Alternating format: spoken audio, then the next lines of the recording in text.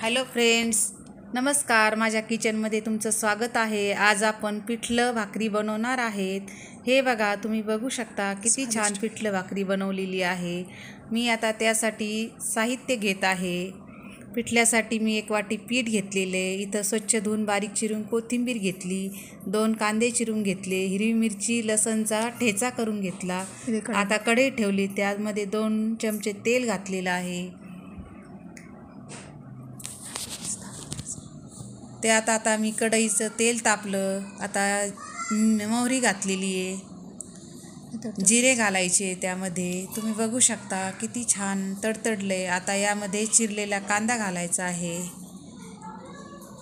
आता मी कांदा घालून घेते. कांदा थोडा तांबूस रंग झाला की मग आपण त्यात हिरवी मिरची आणि कुटलेला लसण हे दोन्ही मिश्रण घालून परत एकदा छान त्यालाही लाल होऊ देऊ. तुम्ही बघा, कांदा आता लाल होऊ लागला, तांबूस रंग येऊ लागला. आता मी ते दोन्हीचं मिश्रण यात घालणार आहे. हे बघा, मी यात घातलं. आता हे पण आपल्याला छानपैकी लाल होऊ द्यायचं आहे.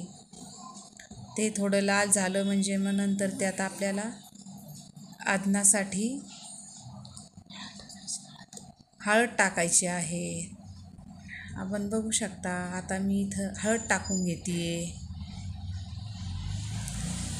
छोट्या चमच्याने मी 2 चमचे हळद घातली. आता आपल्याला हे लाल झालेलं आहे. यात आपल्याला आदनासाठी पाणी घालायचं आहे. हे बघा, आता आपण यात सगळं पाणी घालून घेऊया. आता कोथिंबीर घालायची. आता या पाण्याला छान मस्तपैकी अशी उकळी फुटू द्यायची. याला उकळी आली. आता बघू शकता छान उकळी फुटलेली आहे.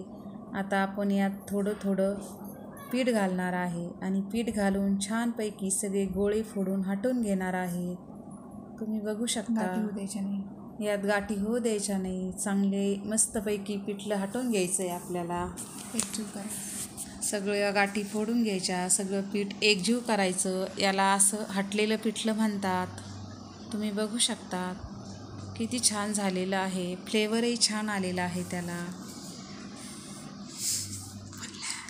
हे बघा, आता हे पिठलं हटणं झालेलं आहे.